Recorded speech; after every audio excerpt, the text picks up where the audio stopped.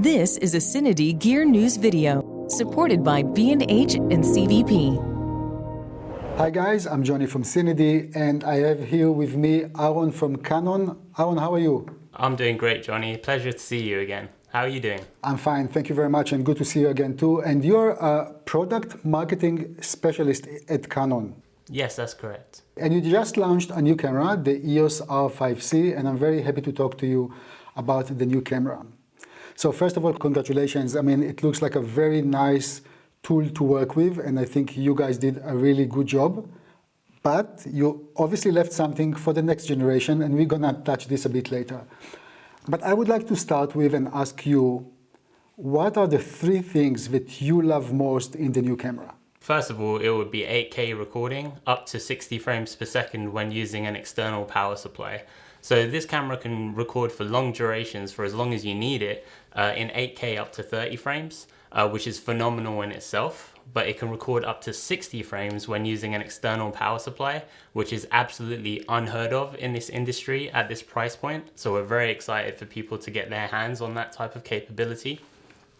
The second would actually be the fact that you can oversample. So you don't have to shoot in 8K to utilize this 8K technology. So when you're using 4K or full HD, you're getting super crisp content with low noise that wouldn't be possible with a native 4K or full HD sensor, thanks to that oversampling. And then third, I would say the fact that this is a hybrid camera that has professional filmmaking and professional photography capabilities. We've added this new power switch at the top of it, which allows you to essentially merge two worlds together, enter the EOS R system or enter the Cinema EOS system. So this is a very nice hybrid camera, but you tagged it under the Cinema line. Where do you see the DNA between that camera and the bigger siblings? Sure, so this is in fact our entry-level Cinema EOS camera. It sits below the C70, but it's still considered an R5. It's an R5C. So it sits side by side with the original R5, with the original R5 being more tailored towards professional photography, and this camera being more tailored towards professional filmmaking. But none of these products overshadow each other. They're all designed to coexist and ultimately give people more choice in finding the right solution for them. Actually, who is this camera for? Whom are you targeting with this camera? So that's a great question. So up until now, Canon has been dedicated to releasing both our Cinema EOS range of cameras as well as our EOS R system range of cameras, with Cinema EOS being tailored for professional filmmaking and EOS R system for professional photography. But we realized that there's a new wave of content creators out there who are receiving more and more demands from their clients. One moment they might be shooting a corporate video, then they might be asked to take some still portrait photos, or maybe they're at a wedding and they're doing the videography, but there's a few moments where they need to get high resolution stills. So we decided to create this camera because it's incredibly versatile and it gives them the tool they need to have a camera that quickly adapts to their ever-changing requirements. We will touch more on that a bit later and see if actually by releasing that specific camera and specifications you are meeting these criteria. Absolutely. You also declared new variants of RAW. What does it mean? So we have 12-bit Cinema RAW Lite recording in this camera, and we've added three flavors of it, you may say. So we've got LT, which is Cinema RAW Lite, ST for standard. So standard is the same type of Cinema RAW Lite you've seen in previous Cinema EOS cameras. And then you've got HQ, which is high quality. So that's taking the bitrate even further to a level of detail we've not gone to before. And it's all about offering people more choice and finding the right balance for the file size and the quality that they need. All three of those formats are 12-bit RAW, but it's the LT mode that allows 8K up to 60 frames per second to be possible on a CF Express Type B card. But you could be recording 12-bit RAW at 2.6 gigabits a second, that's the high end, at 2 gigabits or even 1 gigabit. Because you've got so many options. You've got those three options, but you've even got options of shooting full frame, Super 35 at 5.9K, or at 2.9K, which is Super 16. So there's it's making more RAW more accessible to people, regardless of what their workflows are. This is all about data rate, let's say, because when I look at the specifications between LT and ST, there's not such a big difference. Yeah, I think for the naked eye, you're going to struggle to tell the difference. If you're shooting very simple scenes like interviews, I would always recommend going with LT. But HQ will give you benefits in very complex scenarios with moving objects, with moving detailed patterns. And then when you start really cropping into the image and looking at those fine details, you'll start noticing some small differences because of that extra amount of data. But all of them, there's no chroma subsampling happening here. This is all 12-bit raw, and it's all just the difference in the data rate. So between LT and ST, there's not much of a difference. That's what you're actually saying. And the big difference, like there's a bigger jump between LT, ST, and the HQ, obviously. There's actually a very small jump in all of them. So even going from LT to HQ, it'll be very difficult to see the difference. It's only if having the absolute best image quality is very important for your project, that's when you would start considering using HQ. And why did you limit HQ to Super 35 only? Simply because of data rates. So you'll notice that Canon, we record onto CF Express Type B slots up to 2.6 gigabits a second. That's also the case with other cameras. And also on SD UHS-2 cards, we record up to 645 megabits a second. So it's simply the limitation of those cards. You can technically record a little bit more on those cards, but we have stroked that limit to be the most reliable, to give you consistent results on any type of card out there within that specification. Many of my fellow filmmakers are actually wondering what is the big difference between the RAW found in the EOS R3 or EOS R5 and the RAW implemented in this camera. Maybe you can explain a little bit. Sure. So they are very similar. So they're both RAW formats, and the way that your editing software will process it is in the same way. It has the same metadata, but what's different with Cinema Raw Lite is it's condensing the file size a little bit more, and it's making RAW a bit more accessible to people, because on the original R5, you could shoot 8K 2.6 gigabits a second, you know, that limit of the card, and that would be 8K 30p. So, you know, that is incredible amount of detail. But at the same time, the majority of computer systems out there can't handle it. And there's so many people out there who are who are interested in trying out RAW, seeing what the benefits are of stepping up from 422 10-bit and going into a 12-bit RAW format. But ultimately, dealing with so much data is causing a bottleneck. And so that's why we've added these 3 new versions of Cinema Raw Lite. It's giving, if you want that super HQ quality, that is still available.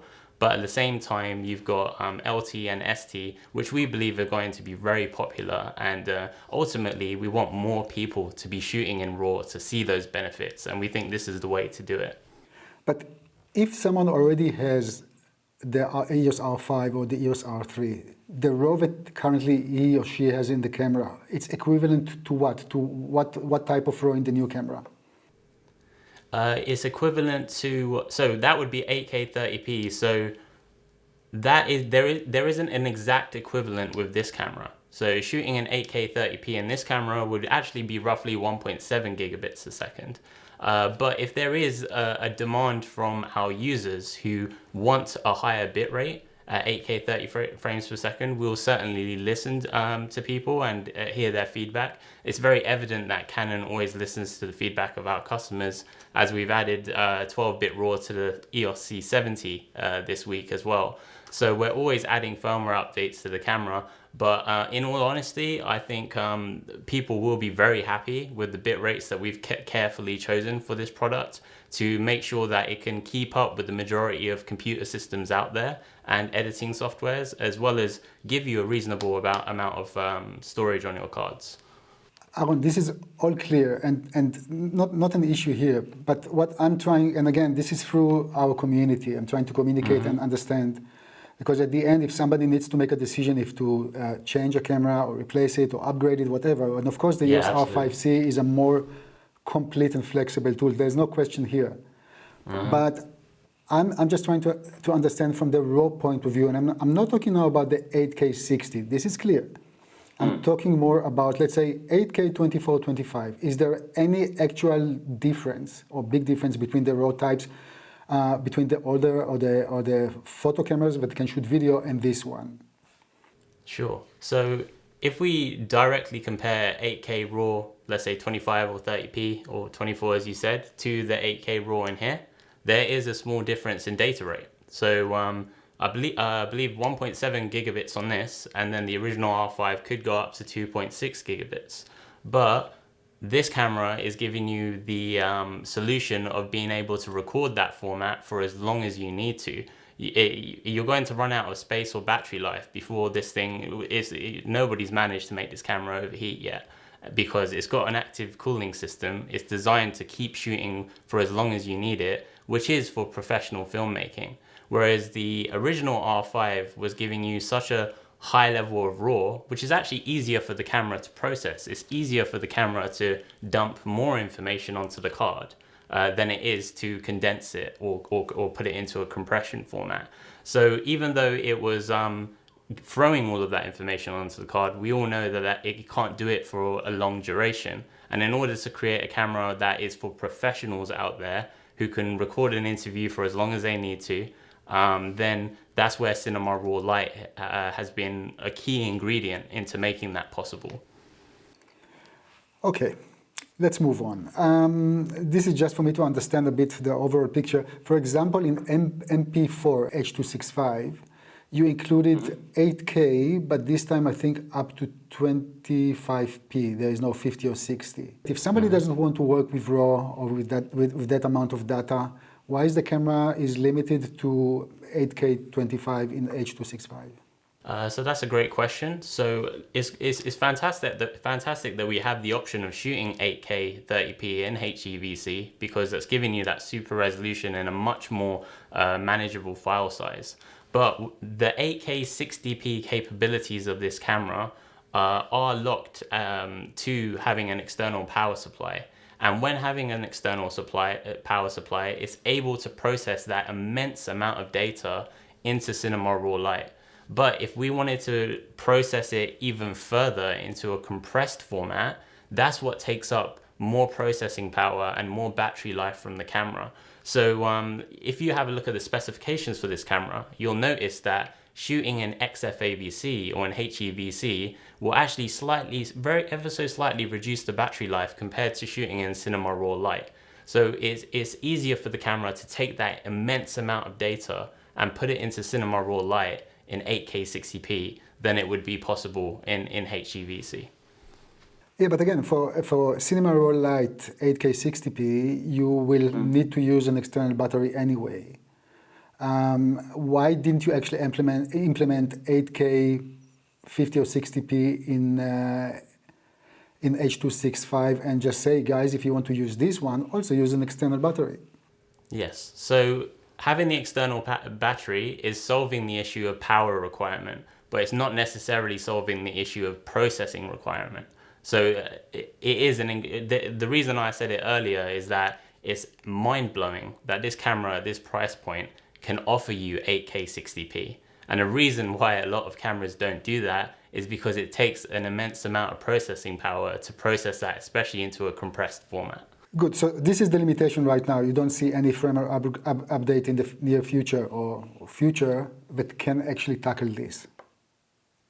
You never say never. So our engineers are always trying to make the products not only listen to feedback, but also make them more efficient and improve upon things. So I would certainly not rule it out. You also implemented in the new camera this quiz, Anamorphic disc quiz, which is personally for me very interesting. But what I wanted to understand here, obviously you have a 17:9 sensor in this camera. And is the disc quiz actually working only on the viewing option, or you actually crop into the sensor and getting, let's say, 2x3, and then you can implement it?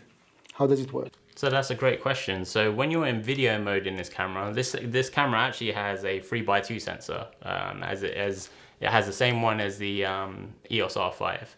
But when you're in video mode, it's using 17:9 8K DCI resolution. So for anamorphic, that's giving you a height of 4,320 pixels, which is significantly higher than a 4K sensor, for example.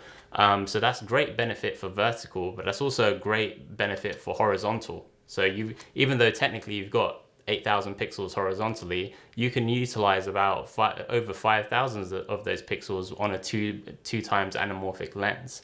But in terms of how the camera is processing all of that, it's simply for viewing at the moment. So when you are choosing a D-squeeze of 1.8 or 2 times or 1.3 times, that's allowing the image to come out naturally on your viewfinder, on your LCD, on your HDMI output. But in terms of the actual file itself, that will still be the resolution that you chose, whether it was 8K DCI or etc. or 4K DCI. However, we have actually implemented further software updates to some of our other cinema EOS cameras. So the C500 Mark II and C300 Mark III recently had firmware updates that allowed you to shoot cinema raw light in 6:4 and 4:3 aspect ratio. So if this is something that users are really enjoying, and we hear feedback that a lot of people are shooting anamorphic and they would like to have anamorphic recording options, then that's certainly something we can listen to, and there's always room for future firmware updates. Thank you for that, for the clarification, and I hope that the community will vote by writing or communicating with you guys. Okay, one of my impressions with the camera, when you're holding it, the camera is really shouting, take me out, go and shoot. And I think also in some of your marketing material, it's kind of really this camera, and that's what you described at the beginning, the camera is made for creators on the move. Will you agree with me about this? Yeah, we say that this camera is ready for anything, and whatever your next shoot will be, it will deliver for you every single time. Good, and that's bringing me to my next question. Where is the IBIS? What happened to the IBIS? Because if you are on the move and you're always ready, and I'm saying this not in order to tease you guys, because that's not the purpose. The thing is, please understand from the community side, it's almost like a sum-zero game. You give a lot and then you take something, and the IBIS was already there in the EOS R5. So where is the IBIS? So it's actually quite disappointing that people think not having IBIS in this camera is a disadvantage, because I think there's a huge misunderstanding in the industry as to the difference between physical IBIS and electronic image stabilization and what the benefits of both of those are. So this camera has our advanced 5-axis electronic IS system, and the key word there is advanced. It works hand in hand with Canon lenses which have optical IS. So 2 axes of movement are handled by the lens, 3 axes by the body. If you're using our very latest RF series of lenses, then the lens can actually communicate with the body and vice versa, and that gives you the optimum results. Now, Canon has an industry-leading electronic IS system because of that combination of designing the lens and the body. We also have an industry-leading physical IBIS system, which you've seen in the EOS R5. Now each of these technologies have their own benefits. So physical IBIS is fantastic if you're a photographer and you're shooting long exposure shots. Perhaps you're like a human tripod and you've got a telephoto lens and you're trying to keep it still. That's where physical IBIS really shines. But this camera, as I mentioned earlier, is designed for professional filmmaking. Now, electronic IS truly shines when you're walking with the camera, running with the camera, panning with the camera. Those are type of movements that physical IBIS struggles to deal with, because physical IBIS can only compensate as much as the sensor can move. And regularly, as you're walking, you're going further than that. And what that causes is it causes the image to shift. And it's not a very pleasant look. Especially when you're looking at the background of the image, you can start seeing things shift, you start seeing things warp. Whereas electronic IS gives you consistent and really smooth professional results, regardless of how you're using the camera. And don't take my word for it. I'm the marketing guy. Please, I encourage you, I encourage the viewers to actually compare the handheld performance of this camera with the electronic IS with an RF lens, compare that to the EOS R5 with physical IBIS. Do a side-by-side comparison. Compare it to other cameras in the industry that have physical IBIS and electronic IS. Combine those and compare it with this camera. And I assure you the performance will be fantastic. So I think it's a shame that there's a misunderstanding in the industry that electronic IS is inferior to physical IBIS, because that's certainly not the case when it comes to handheld video, and that's why we've implemented it in this camera.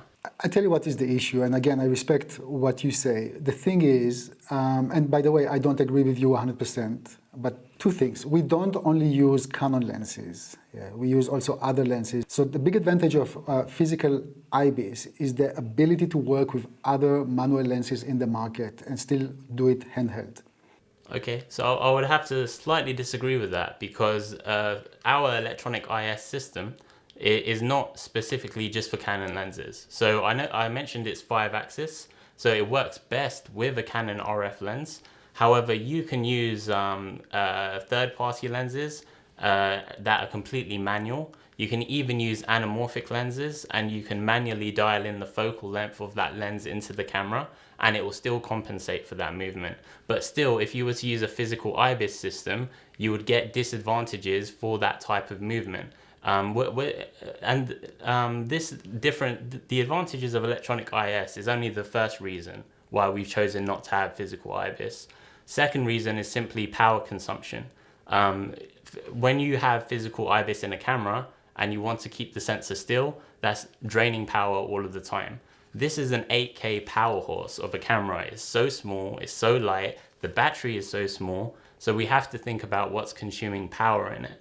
And finally, a lot of professional filmmakers, they are using gimbals, they're using stabilization equipment, and physical IBIS just doesn't play well with that, because they can counter each other. And that's why we're not the first manufacturer to remove physical IBIS specifically for the professional filmmaking community. Now, I do agree that physical IBIS is fantastic for photography.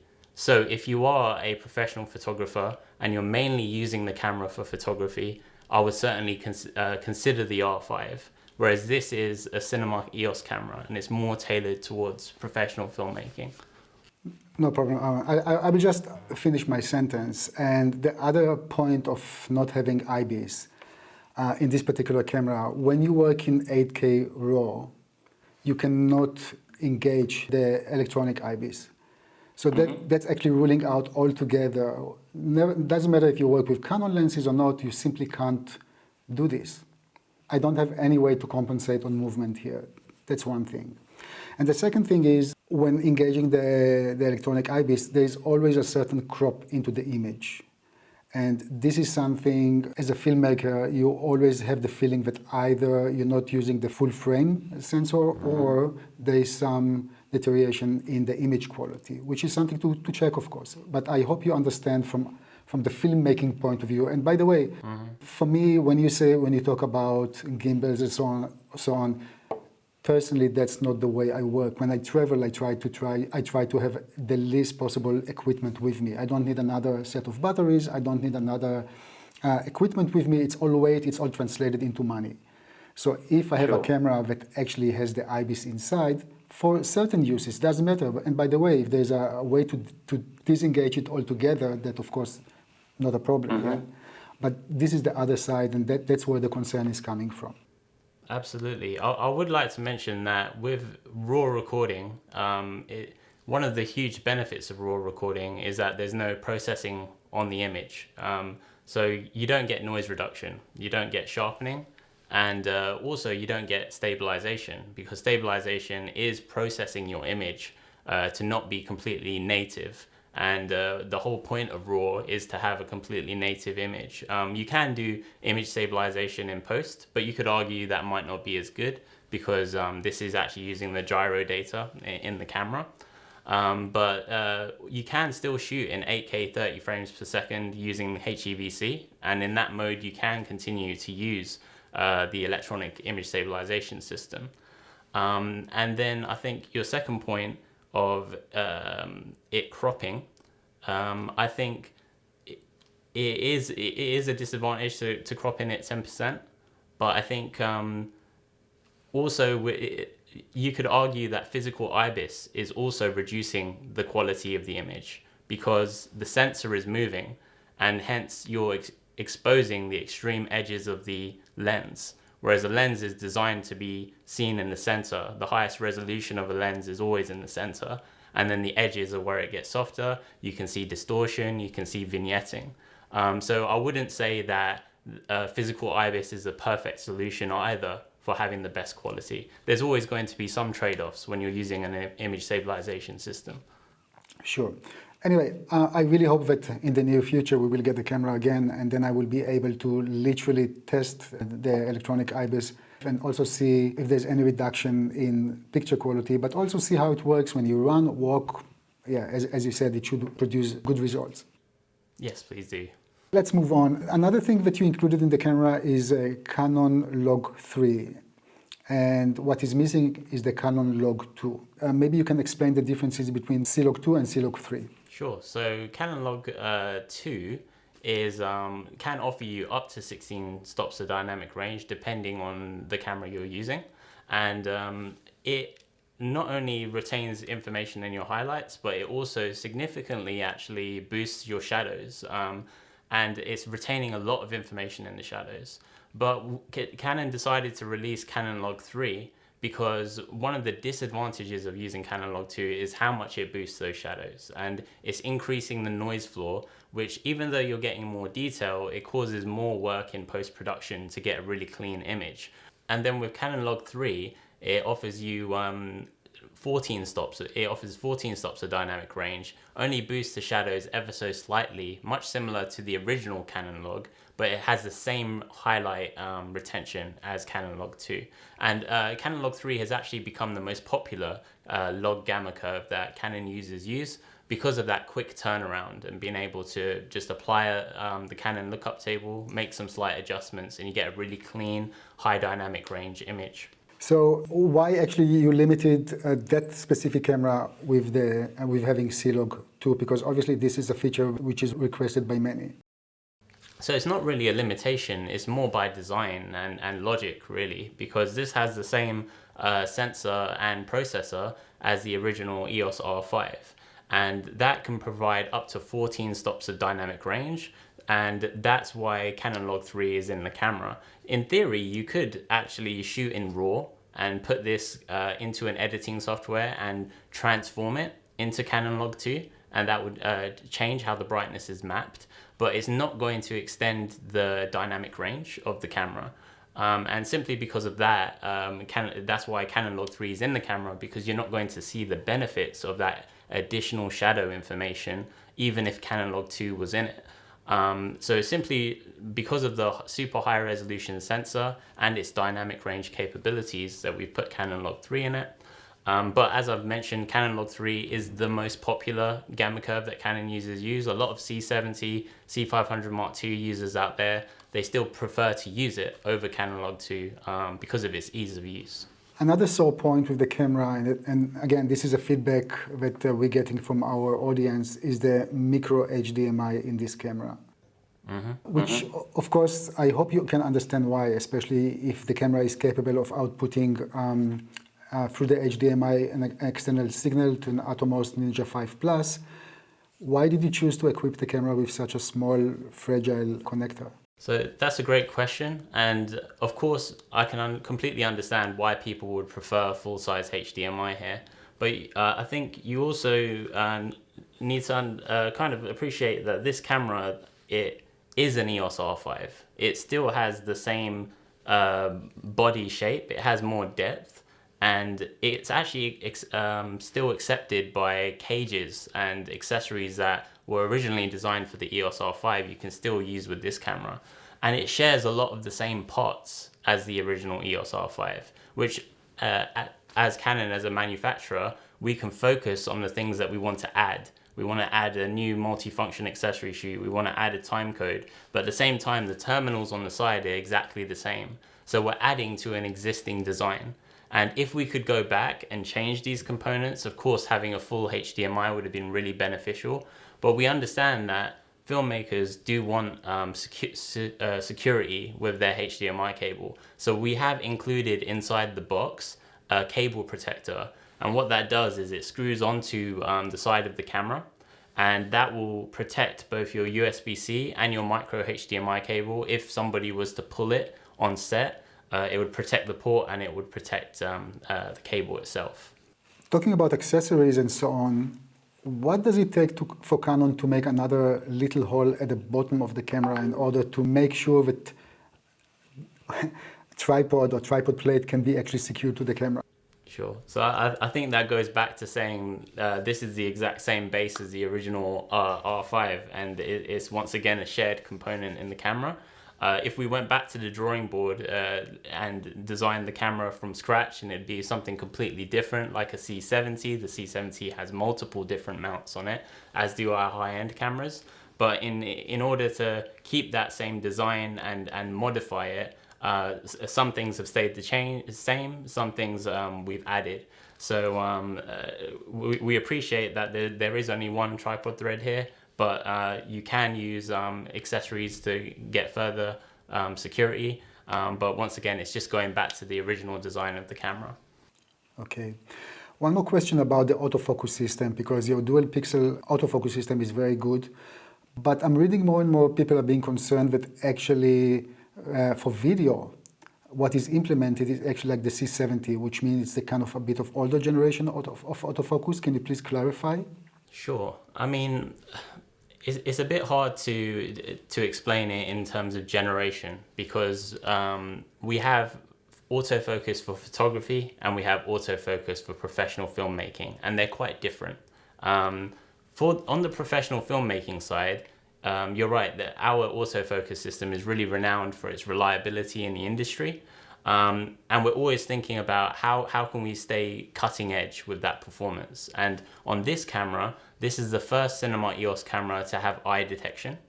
And it also has the EOS ITR AFX, which we spoke about last year, which was introduced with the C70. And that really is a game changer. Because there's other cameras on the market that have phase detection autofocus now. But when you look away from the camera and you could put your back to the camera, this will keep tracking you as a human being, keep tracking your head. Whereas other cameras, once you don't see an eye or a face, it will start focusing on whatever's in the middle of the frame.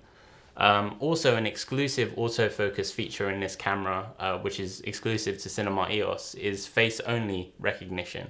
So that means if I was to walk off out of the frame, then the camera won't start focusing onto things in the background, which it does cause focus hunting, it does cause unprofessional look to your video. So having the head tracking, the eye tracking, and having the ability to only have a face, those are the type of functions we're always improving with our cameras. You also have a really detailed amount of speed and response settings in the video side. These are things that you don't have on the photo side. Photo side doesn't have face only. It doesn't have a detailed level of speed and response, but it does have other features. It has, on the photo side, we have things like animal tracking and vehicle tracking. It can see the extreme edges of the sensor, which is really important for high-speed photography when you're shooting at very fast shutter speeds, and you could be doing sports photography and things like that, because these cameras are designed for professional photographers, not just people taking portraits, for example. They could be at an event and they need to get it in a split second. But that type of technology is very different to the needs of a filmmaker. But we haven't taken away that photo side. All of those photo benefits are in the photo mode of this camera.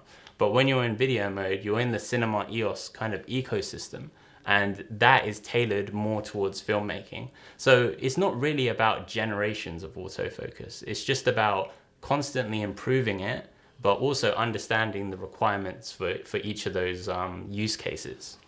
So just to summarize and for me to understand better, when I'm shooting video on the EOS R5, the autofocus performance will be the same or better than the EOS R5 C?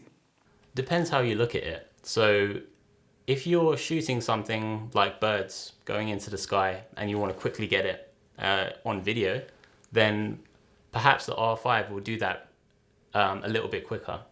But if you want more control over your autofocus, if you want it to do a really slow cinematic pull, for example, if you want it to only focus on somebody's face, if you want to make sure that it keeps tracking people's heads, for example, or those type of things are what you'll get benefited on the filmmaking side. So if you are somebody who uses the R5, you're used to that autofocus system, then it may feel a little bit different. But I have to encourage you to also look at the benefits of the Cinema EOS autofocus system as well. Aron, I hope I didn't sound too negative. That's not the purpose of the conversation. This is just to get more information, because the information eventually will go to the end user, and obviously they can assess better if that's what they're looking for, if this is the type of camera and the tool that they're looking for. Nevertheless, I of course enjoy very much using the camera in the short time that I have it. Anything else that you would like to say before we say thank you and goodbye? Sure. I mean, so the EOS R5 C, us launching this is incredibly exciting. Like I said, this the capabilities of this camera is at this price point is absolutely unheard of. But it's not solely about this camera. This week, we've also added a free of charge firmware update to our existing EOS C70 to add the same 12-bit Cinema Raw Light recording in LT, ST, and HQ to that camera. And we know that a lot of people it's a very successful camera. A lot of people love shooting with the C70. One of the big demands was for raw shooting, and we listened to that and we've implemented it. And that will be available towards the end of March to download this year.